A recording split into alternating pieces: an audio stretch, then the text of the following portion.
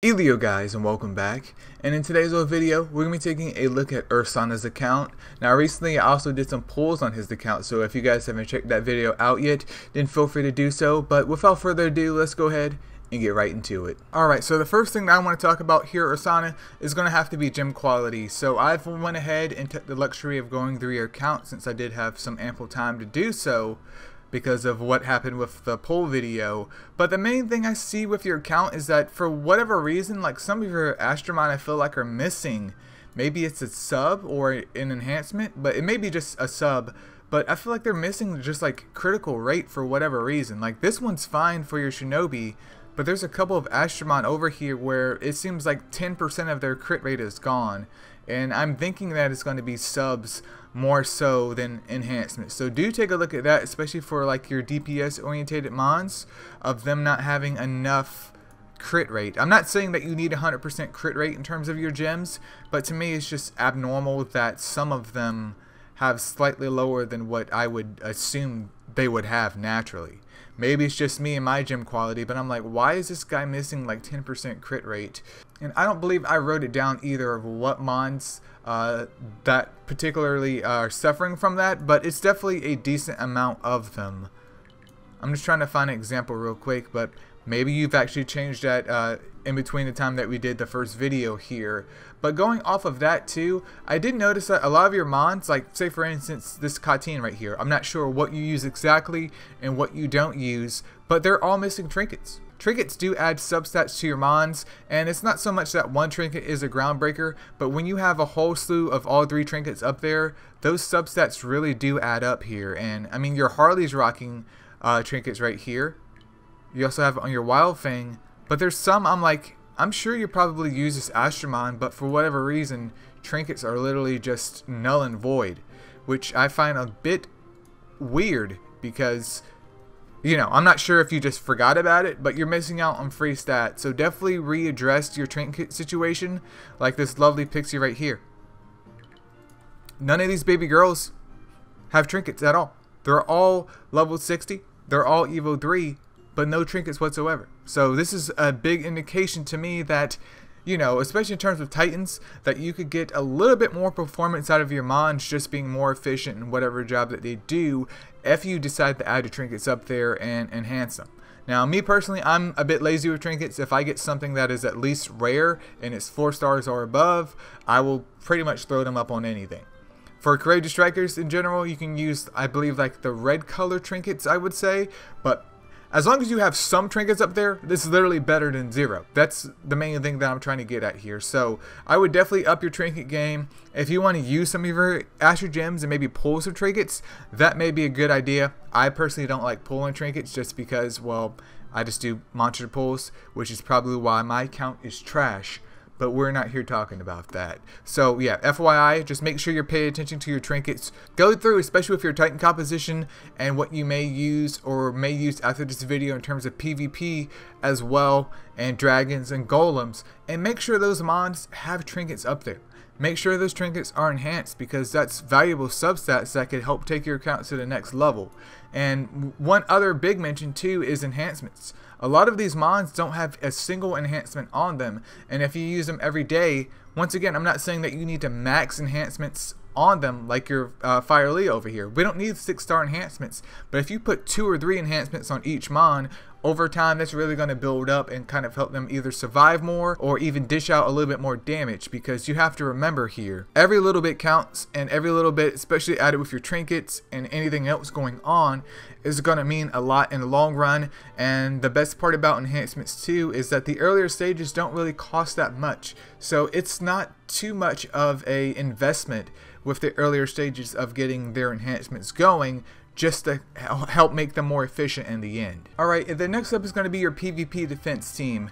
This right here, this composition doesn't really make much sense to me. Like, I'm fine with the Dark Purse hidden. Everybody and their moms, especially with the recent Purse Primo Festival, literally has Dark Purse, but I was rocking it before that was cool. I'm fine with that. Okay, you have Water Purse over here for passive heals. There's also Light Shiva. But the thing that doesn't make sense to me the most is going to be the placement of your Light Griffin here with your Dark Valk. So Dark Valk does have Stun and Seal, but what does Shiva have? what does Purse have? Yes, I guess in theory you could argue that his morale boost into the whole resistance down could help petrification stick. You don't want that to stick. I mean, in certain scenarios, especially if you're playing manually and you want to kind of stall out the other team for maybe like another round or two, that could work. But especially in an auto situation, you don't really want petrification sticking, because you would rather those mons that you're fighting to pass away and not just be petrified and take literally no damage from anyone else if their animation happens to be slower than Purse's. So if you're going to do a composition like this, you just really need to readdress what you're doing with these mons. And one of the other things too is that I took a look at your Griffin, and his resistance really isn't that high. And just FYI, a lot of people are going to go for him. Just because he has the whole AoE resistance down, you have to make sure that he can survive. And in his current state, he wouldn't survive at all. So once again, as I've done in my prior account reviews, one of the things you should be doing at this level, especially with your account, is probably going to go ahead and running like a mono composition versus a mixed one, because this mixed one doesn't really synergize at all with me. So if you want to do more of like a light version of your mono team, I have a list right here of what you could rock, and this should hopefully synergize a little bit better for you. But it's really up to you to kind of try this out and see what works for you and what doesn't, and then we can move on from there. You do have a light Gene as well. And then who else am I looking for? Alright, so a composition like this I think would be a lot better suited than what you're rocking with currently. I personally try to steer away from a light composition though, just because people run dark mono compositions, and we all know that light mons get blasted by dark mons unless they're super tanky. If your mons are super tanky, that's a whole different ballpark here, but something similar to this should hopefully work out for you. I'm not going to say that it does. I'm not Ancient Angel. I don't have the inside big brain PvP knowledge that he has, and he could be like, well, here's a team that no one can beat. Bam. I mean, some people can beat him, but majority of people won't even try. So something of this nature may be a bit better for you, and you do have light Purse as well. So you could drop either Gene or Shiva and put in light Purse if you want to go that route, and basically play around with it, because the main selling point of Griffin is making sure that he can get his resistance down off as soon as possible and get it applied to whatever that you're fighting, so other mons that you're bringing in there, like your light Purse, can make sure that shock sticks.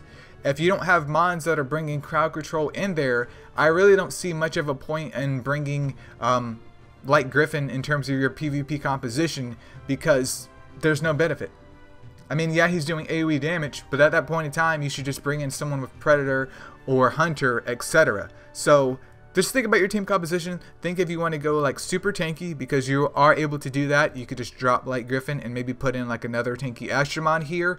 Or if you want to focus more so on like the CC side, then having light Purse and light Griffin together, you can keep it in there as kind of like an SP battery to help people, you know, make sure that their SP stays topped up, and go from there. So it's really up to you what you want to do with this composition. Try them out. Make sure your gem quality is great on these Astromon, because they are going to get blasted regardless of what you do. And enhancements. You're missing out on a whole bunch of free stats that can help them survive and be, once again, more efficient with what they're doing here. So once you kind of dedicate yourself to a certain PvP team, at least for this point in time, I would start getting them stars rocking on them in terms of enhancements. Alright, so in terms of dark compositions, this is what I picked out here. You do have some flexibility here as well, so don't think that this that I've picked out is what you should be using. But there's Dark Cupid lead with his HP, we have Dark Hana, we have Dark Valk, there's Dark Bast with a Dark Purse hidden here. So the main goal of this squad is not only having tanky mons, but your Dark Valk in particular also has that lovely stun and steal action. So while there isn't much damage being done here, as long as shields are being like propped up here all the time and we have the SP battery going, theory is that you could either stall them out with their shields, unless they have, you know, buff breaker, or, you know, just basically do damage over time. And unfortunately it may be a terrible build up, so perhaps dropping one of the shielders may be your best bet, and putting in a defense aggressor like Dark Siegfried may work out for you better in this scenario here. But there's definitely flexibility of what you want to do here. I do recommend kind of keeping in Dark Hana and Dark Cupid if you want, just because those mons provide SP to the squad and also a shield to the squad. So depending on who you're fighting, that could make them lose. other people would just blast through them anyways. Like, there's just no way to honestly be safe here. But honestly, you can either go with your light team or your dark team, but something of this nature is just super helpful. Having super tanky mons that can do crowd control, and mons that can do damage all at the same time is a lovely thing. And once again, make sure those enhancements are good to go, your gem quality is up, etc. I could go on and on about that, but you know, this is just one out of many different team compositions that you can build with your current setup. Now, in terms of golems here, we do have B11 pulled up, but he asked for advice on B15. If you guys haven't checked out my golems B15 guide yet, then feel free to do so. This is a shameless plug from your boy because I do have that information available for you guys already here. But my whole thought process with this is that if we're building a team based around B15, I should have probably kept that fire Draka, because you're going to need 2 wave clears. I mean, I've seen it done with 3 Drakas, but you're going to need at least 2 wave clears, and having Dark Person there with her Undying Volition and Lovely Predator is always super duper helpful. But where is it at? If I can find fire Draka. But we're going to put fire Draka in there as well. So we have 2 wave clears out the way. Draka has to be on Siphon set, which I do believe yours is on a Siphon set, so that's extremely good, because especially in terms of B15, one missed wave or one Astromon that is still alive at the end of a wave could mean death for your whole entire squad. Just FYI here. So we do have the 2 wave clears, and let me see who else that I picked out for you. You also have Dark Yuki, so Dark Yuki is going to basically be the main sapper here. And also, the most appealing part about Dark Yuki, especially if I was using her lead, is the lovely Deathblow lead. So she can not only be there as a tanky sapper to survive until the last wave to hit the golem, but she can also boost up the whole DPS of the raw damage dealers as you go through the waves. So one of the best sappers in the game, easy to book up, easy to build, and she can survive, which is lovely to have in a situation like B15. And then last but not least here, I would say go ahead and try and have Dark Hana in here. Now, I have done this before with Water Hana, and while Dark Hana isn't necessarily a healer, she does have the Zeal, which can basically help supply the whole squad with SP to make sure Draka's topped up, make sure Dark Purse is topped up, and then also make sure that Dark Yuki is ready to go with her saps once you hit the final wave. So running a composition like this should definitely work for you. I haven't tested out myself here. You don't have B15 unlocked, which is why we're sitting at B11. So guys, use the power of your imagination here. But give that a go. Try with a Dark Yuki lead, see if she survives, or see if your whole entire team survives, and if she does, great. Then you can also try the Dark Hana lead, because of her discernment lead can make sure that those saps, you know, get resisted a little bit less. And then also one other composition that could work out for you, this is highly untested, this is purely for science, so don't quote me on it, is you do have Water Midsummer Miho, who is another wave clearer, so that would technically count as 3 wave clearers and a sapper here. Now that's super risky, because if any of these Astromon pass away, especially Dark Yuki, once you hit the final round, that could spell doom for you. So take this with a grain of salt, but I'm just curious if I can find her real quick. I'm just curious to see if this would work out. I've seen it done with 3 fire Drakas, but you know, this is one for the books. This is purely for science. It could work out, it couldn't work out, but worst case scenario, you do have your Dark Hana to fall back on and hopefully get Golem's B15 out of the way here. And I will say that I ran both B15 and B11, and honestly, other than like the weird flex but okay, I would probably recommend people just stick to B11 because it's just a lot quicker. You get more gems per minute versus B15, even though B15 does have a higher rate here. Well, more gems is literally more gems. And then next up, we're going to go ahead and address Dragon's B15. I personally haven't done Dragon's B15. I just do Dragon's 10 just because it's easy. I know my team can auto it, and I'm going to get garbage from it anyways. Every time. Doesn't matter how many sigils that I have.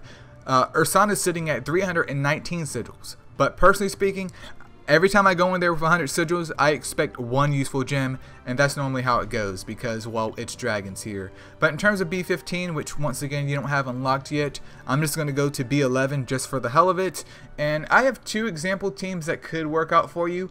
Once again, I haven't personally done this myself, but I've seen what other players have done, and it may take some finessing with your squad and kind of getting them built up, but you could always kind of do like a different version of those teams and hopefully have the same success here.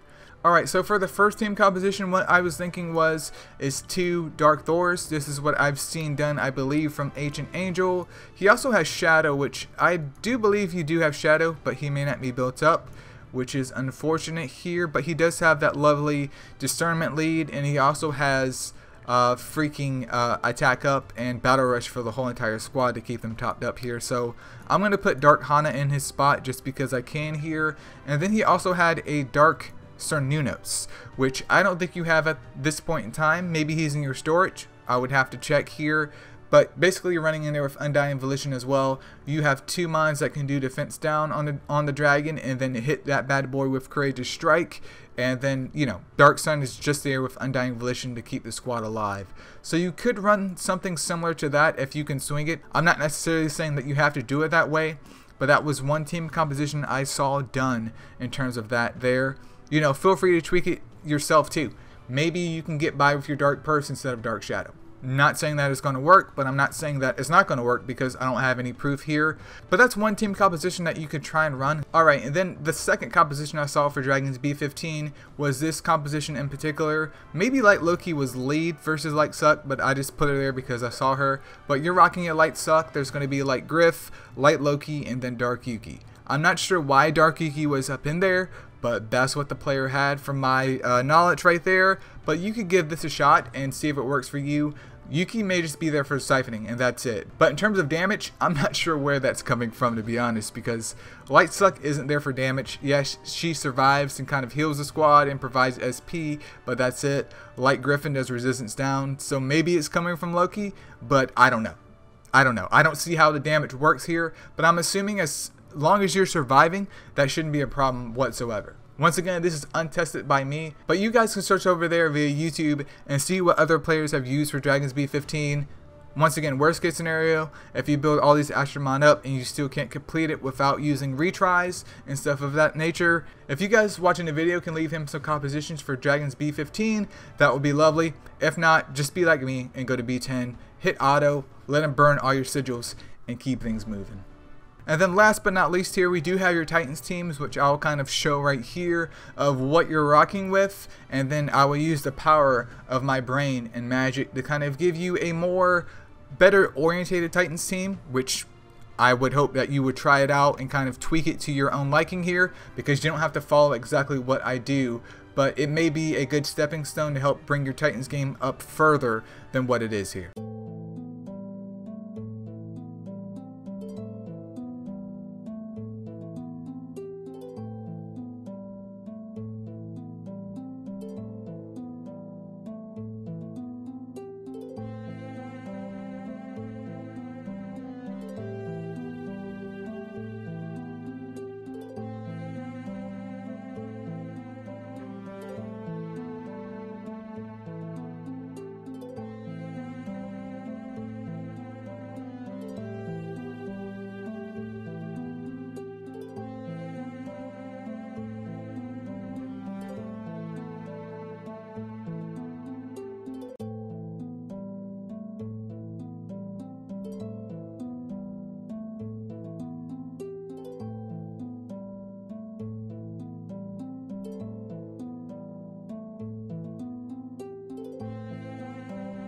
But those are the specific Titan teams that I've come up with your composition at this point in time, Ersana. Once again, it's just advice. You don't have to take it, but if you want to use that template, maybe tweak it to your liking and see how well it performs versus what you have here, feel free to do so. I do think it will be an upgrade to you. But once again, it doesn't matter what mons that you have. If your gem quality and enhancements are non-existent, if your mons don't have trinkets on them, you can't really expect to get any higher Titan damage than what you have currently, because your mons just lack very important stats all around. But let's go ahead and wrap things up, you guys. Alright, so that's pretty much it for the account review, Ersana. Hopefully those tips help you at least to some capacity. And one more thing in terms of the Titan compositions, I did leave it in text, but just in case you didn't catch that, feel free to, just test your Titan teams out, see what works for you. Certain mons might not line up in terms of the exposed weakness, so it's up to you to kind of determine what Astromon should be taking that exposed weakness into account, because I simply just put together what Astromon that you had at that point in time, and if something's missing, then hopefully you can gather gather that Ersana up in the future, but I did my best, and yeah, just try it out, see if it works for you, and hopefully it helped. And thank you guys so much for watching, and hopefully I'll catch you in the next one. Peace out.